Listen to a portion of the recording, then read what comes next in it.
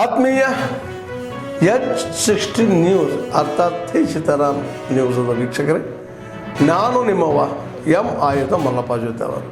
ತಾವು ಈಗ ಸುದ್ದಿಗಳ ಲೋಕಕ್ಕೆ ಎಂಟ್ರಿ ಹೊಡಿತಾ ಇದ್ದೀರಿ. ಈ ಸುದ್ದಿಗಳನ್ನು ಪ್ರತಿಯೊಂದು ನೋಡೋ ಜೊತೆಗೆ ನಿಮ್ಮ ಅಭಿಪ್ರಾಯಗಳನ್ನು ಹಂಚ್ತಾ ಇರ್ರಿ. ಯಾಕಂದರೆ ಈ ಸುದ್ದಿಗಳು ನಿಮಗಾಗಿ, ನಿಮ್ಮ ಬದುಕಿಗಾಗಿ, ನಿಮ್ಮ ವೈಚಾರಿಕೆಗಾಗಿ, ನಿಮ್ಮ ತಿಳುವಳಿಕೆಗಾಗಿಯೂ ನಿಮಗೂ ಗೊತ್ತು. ಜೊತೆಗೆ ನಮಗೂ ನಿಮ್ಮೊಂದಿಗೆ ಇದೊಂದು ಮಾತಾಡುವಂಥ ಜೊತೆಗೆ ಸುದ್ದಿಗಳನ್ನು ಬಿಡುವಂಥ ಕೆಲಸ. ಈ ಕೆಲಸದಲ್ಲಿ ನಾವು ನಿಮ್ಮೊಂದಿಗಿದ್ದೀವಿ ಅಂತ ಹೇಳ್ತಾ ನೋಡ್ತಾ ಇರಿ ಈ ಸುದ್ದಿಗಳನ್ನು.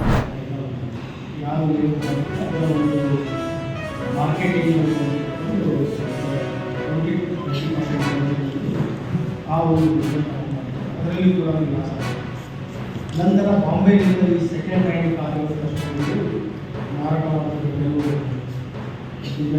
ಅದರಲ್ಲೂ ಕೂಡ ಒಂದು ನಂತರ ಅವರಿಗೆ ಇಲ್ಲಿ ಅದು ಸಿಗಾಗ್ತಾ ಇಲ್ಲ. ಬಂಗಾಳ ಕಾನೂನು ಅಲ್ಲಿ ಅದನ್ನು ಕೂಡ ಏನು ಮಾಡ್ಕೊಂಡು ಕಮಿಷನ್ ರಿಯಲ್ ಎಸ್ಟೇಟ್ ಮಾರ್ಕೆಟಿಂಗ್ ಇಲ್ಲಿ 2019 ಗುಲ್ಬರ್ಗ ಬಂದು ಈ Venus intra enterprises, Venus intra ventures, ಅದ್ರ ಜೊತೆಗೆ ಇನ್ನೂ ಬೇರೆ ಬೇಕು ವೀನಸ್ ಅಗ್ರೋ ಇಂಡಸ್ಟ್ರೀಸ್ ಅಂತ ಮಾಡಿದ್ದಾರೆ. ಸೊ ಈ ನಾನಾ ರೀತಿಯ ಒಂದು ಫರ್ಮ್ಸ್ಗಳನ್ನು ಓಪನ್ ಮಾಡಿ ಅವರು ಹೂಡಿಕೆಯ ಒಂದು ಆದೇಶದಿಂದ ಆಗ್ತದೆ. ಅದರಲ್ಲಿ ಅಟ್ರಾಕ್ಟ್ ಮಾಡಿ ಮೋಡಸ್ ಆಪರೇಂಡಿ ಏನಿರ್ತದೆ, ಈಗೇನು ಇನ್ವೆಸ್ಟ್ ಮಾಡಬೇಕಾದ್ರೆ ಗ್ರಾಹಕ ಎಷ್ಟು ಈಸಿಯಾಗಿ ಮಾಡ್ತಾರೆ. ಸೊ ಅದಕ್ಕೆ ಏನು ಮಾಡ್ತಾರೆ ಅವರು ಆರಂಭದಲ್ಲಿ ಏನು ರಿಯಲ್ ಎಸ್ಟೇಟ್ ಮಾಡ್ತಾರೆ ಅದು ತಕ್ಕ ಮಟ್ಟಿಗೆ ಸೇಲ್ ಆಗೋದು. ಅದರಲ್ಲೂ ಕೂಡ ಸುಮಾರು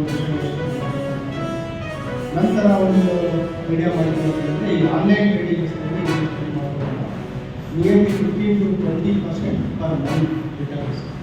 ಒಂದು ವೇಳೆ ನೀವು ಏನಾದರೂ 1 ಲಕ್ಷ ಹೂಡಿಕೆ ಮಾಡ್ತೀವಿ, ಎವ್ರಿ ಮಂತ್ 20%, ಅಂದರೆ 20,000 ದುಡ್ಡು ಪರ್ ಮಂತ್ ಸಿಗುತ್ತೆ.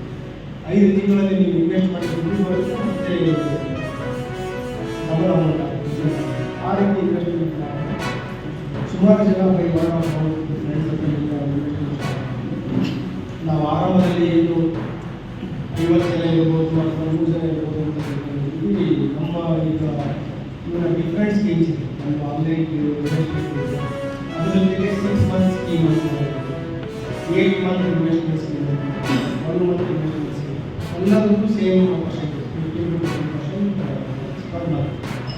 ಇಲ್ಲಿವರೆಗೆ ನಮಗೆ ಅಂದಾಜು 800+ ಸ್ಕೀಮ್ಸ್ ಇದೆ. 800ಕ್ಕಿಂತ ಹೆಚ್ಚು ಇನ್ವೆಸ್ಟ್ ಮಾಡಲು ಸಿಕ್ಕಿದ್ದಾರೆ. ಮತ್ತು ಕಲಬುರಗಿ ನಗರದಲ್ಲಿ ಸೇಡಾಮಲ್ಲಿದೆ, ಶಾಪುರಲ್ಲಿ ಬಿಜಾಪುರಲ್ಲಿ ಬೀದರಲ್ಲಿ. ಸೊ ಇಂಟರ್ ಡಿಸ್ಟ್ರಿಕ್ಟಲ್ಲಿ ಕೂಡ ಇದು ನೆಟ್ವರ್ಕನ್ನು ಇನ್ವೆಸ್ಟ್ ಮಾಡ್ತಿದೆ. ಮತ್ತು ನಾವು ಇಲ್ಲಿವರೆಗೆ ತಿಳಿದ ಪ್ರಕಾರ ಏನು ಇದರಲ್ಲಿ 800 ವ್ಯಕ್ತಿಮ್ಸ್ ಇದ್ದಾರೆ. Majority amount nearly 70 to 85% amount ಈ ಬೇಸಿಕಲಿ ಇವರು ಇನ್ವೆಸ್ಟ್ ಮಾಡಿಲ್ಲ. ನಾವು ಇನ್ವೆಸ್ಟಿಗೇಷನ್ ಪ್ರಕಾರ ಯಾವುದೇ ಆನ್ಲೈನ್ ಟ್ರೇಡಿಂಗ್ ಆಗಲಿ ಜಮೀನಲ್ಲಿ ಇನ್ವೆಸ್ಟ್ ಮಾಡಿ ಪ್ರಾಫಿಟ್ಸ್ ಮಾಡ್ಕೊಂಡು ಆ ಡಿವಿಡೆಂಡ್ಸ್ ಏನು ಮಾಡಿದ್ರು ಇಲ್ಲಿ ಕೆಲವು ಕಡೆ ರಿಯಲ್ ಎಸ್ಟೇಟ್ಗಳಲ್ಲಿ ಹೂಡಿಕೆ ಮಾಡಿದ್ದೀವಿ. ಗೋಂಡ, ಕಾಡು ಕುರುಬ, ಜೇನು ಕುರುಬ, ಕುರುಬ ಜನಾಂಗದ ಪ್ರತಿಭಾನ್ವಿತ ವಿದ್ಯಾರ್ಥಿಗಳಿಗೆ ಈ ವರ್ಷ 2024-25ನೇ ಸಾಲಿನಲ್ಲಿ 80% ಹೆಚ್ಚಿದ್ದಂಥ ವಿದ್ಯಾರ್ಥಿನಿಯರನ್ನು ಸನ್ಮಾನಿಸುವುದರೊಂದಿಗೆ ಜೊತೆಗೆ ವಿವಿಧ ಇಲಾಖೆಯಲ್ಲಿ ನಿವೃತ್ತರಾಗಿರುವಂಥ ಸಮಾಜಕ್ಕೆ ಜಂಟಿಯಾಗಿರುವಂಥ ಎಲ್ಲ ಸುಮಾರು ಒಂದು 25 ಜನ ನಿವೃತ್ತ ಅಧಿಕಾರಿಗಳಿಗೆ ಹಾಗೂ 5 ಜನ ಪತ್ರಕರ್ತರಿಗೆ, ನಮ್ಮ ಸಮುದಾಯದವರು ಯಾರು ಪತ್ರಿಕಾ ರಂಗದಲ್ಲಿ ಸೇವೆ ಮಾಡ್ತಾ ಇದ್ದಾರೆ ಅಂಥವರನ್ನು ಸನ್ಮಾನ ಮಾಡ್ತಾ ಇದ್ದೇವೆ. ಮತ್ತು ಇಲ್ಲಿವರೆಗೆ ನಿನ್ನೆ ರಾತ್ರಿವರೆಗೆ ಸುಮಾರು 165 ವಿದ್ಯಾರ್ಥಿಗಳು ಪ್ರತಿಭಾ ಪುರಸ್ಕಾರಕ್ಕೆ ಅರ್ಹರಾಗಿದ್ದಾರೆ. ಅಂದರೆ 80%ಕ್ಕಿಂತ ಹೆಚ್ಚು ಅಂಕಗಳನ್ನು ಪಡೆದಿರುವಂಥ ವಿದ್ಯಾರ್ಥಿಗಳು ಇವತ್ತಿನ ದಿವಸ ನಮ್ಮಲ್ಲಿ ನೋಂದಣಿ ಮಾಡಿಕೊಂಡಿದ್ದಾರೆ. ಹಾಗಾಗಿ ಇಂಥ ಒಂದು ಭವ್ಯವಾದಂಥ ಸಮಾರಂಭವನ್ನು ದಿನಾಂಕ 13/7/2024 25ರಂದು ರವಿವಾರದಂದು ನಗರದ ಸಂಗಮೇಶ್ವರ ಸಭಾಗೃಹದಲ್ಲಿ ಭವ್ಯವಾದಂಥ ಸಮಾರಂಭವನ್ನು ಮಾಡ್ತಾ ಇದ್ದೇವೆ. ಈ ಒಂದು ಸಮಾರಂಭಕ್ಕೆ ಸಾನ್ನಿಧ್ಯವನ್ನು ಪರಮ ಪೂಜ್ಯ ಶ್ರೀ ಸಿದ್ದರಾಮಾನಂದಪುರಿ ಮಹಾಸ್ವಾಮೀಜಿರವರ ಸಾನ್ನಿಧ್ಯವನ್ನು ವಹಿಸ್ತಾ ಇದ್ದಾರೆ. ಅದ್ರ ಜೊತೆಗೆ ಲಿಂಗಭೇದ ಶರಣರು ಸಹ ಬರ್ತಾ ಇದ್ದಾರೆ. ವಿಶೇಷವಾಗಿ ಕಲಬುರಗಿ ಲೋಕಸಭಾ ಸದಸ್ಯರಾಗಿರುವಂಥ ಸೊ ಈಗ ಅದನ್ನೇ ಹೇಳ್ತಾ ಇರೋದು. ಈಗ ಮೆಜಾರಿಟಿ ಇರೋವಂಥದ್ದು ಗುಲ್ಬರ್ಗ ನಗರದ್ದು. ಯಾಕಂದರೆ ಇಲ್ಲಿ ಅವನು 2019 ಸ್ಟಾರ್ಟ್ ಆಗಿದ್ದಾನೆ. Peak activity of investment start ಆಗಿದ್ದು 22, 23, 24 ಡಿಸೆಂಬರ್ 24ವರೆಗೆ ಅದರ ಒಂದು ಪೀಕ್ ಆದ ನಂತರ ಡ್ರಾಪ್ ಆಗುತ್ತೆ. ಮತ್ತು ಜನರಿಗೂ ಇನ್ಫ್ಲೋ ಕಡಿಮೆ ಆದಾಗ ರಿಟರ್ನ್ಸ್ ಅವನು ಏನು 20% ಮೊದಲು ಪ್ರಾಮಿಸ್ ಮಾಡಿದ್ದ ಅದನ್ನು 15% ಇಳಿಸ್ತಾನೆ, ಕೆಲವರಿಗೆ 10% ಇಳಿಸ್ತಾನೆ ಮತ್ತು ಇನ್ನೂ ಕೆಲವರಿಗೆ 12% ಇಳಿಸ್ತಾನೆ. Majority investors ಇಲ್ಲಿಯವರಿದ್ದಾರೆ. ಈಗ ಶಾಪುರದೊಂದು 50 ಜನ ಇದ್ದಾರೆ, ಮತ್ತು ಬಿಜಾಪುರ್ಲಿಂದ ಒಂದು 10ರಿಂದ 50 ಜನ ಇದ್ದಾರೆ. ಈ ನೂರಾರು ಸಂಖ್ಯೆ ಜನ ಇರುವಂಥದ್ದು ಕಲಬುರಗಿ ನಗರದಲ್ಲಿ. ಅರೌಂಡ್ 800 ಇನ್ವೆಸ್ಟರ್ಸ್,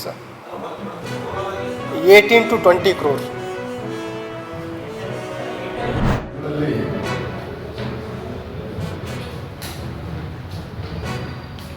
4 ಜನ ಹಿಂದೂಗಳು, 4 ಜನ ಬೌದ್ಧರು ಮತ್ತು ಒಬ್ಬ ಜಿಲ್ಲಾಧಿಕಾರಿ ಈ ತೆರನಾದಂಥ ಒಂದು ಸಮಿತಿಯನ್ನು ರಚನೆ ಮಾಡಿಕೊಂಡು ಅದು ಆಡಳಿತ ನಡೀತಾ ಇದೆ. ಈ ಒಂದು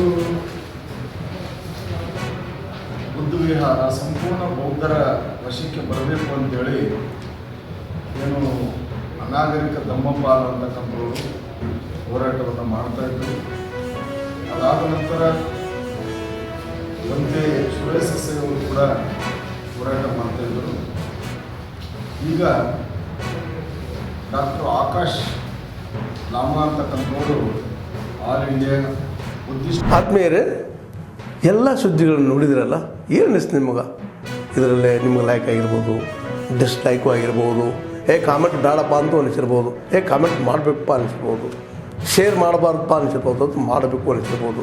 ಏನಾದರೂ ಆಗಲಿ ಶೇರ್ ಮಾಡ್ತಾಯಿರಿ, ಈ ನ್ಯೂಸ್ಗಳನ್ನ ಹಂಚ್ತಾ ಇರಿ, ಜೊತೆಗೆ ಇದಕ್ಕೆ ಸಬ್ಸ್ಕ್ರೈಬ್ ಆಗ್ತಾಯಿರಿ ಅಂತ ಹೇಳ್ತಾ H16 ನ್ಯೂಸ್ ಅರ್ಥಾತ್ ಹೇ ಸೀತಾರಾಮ್, ಇದು ಸತ್ಯದ ಕೈಗೆ ನಡಿ. ವಂದನೆಗಳು.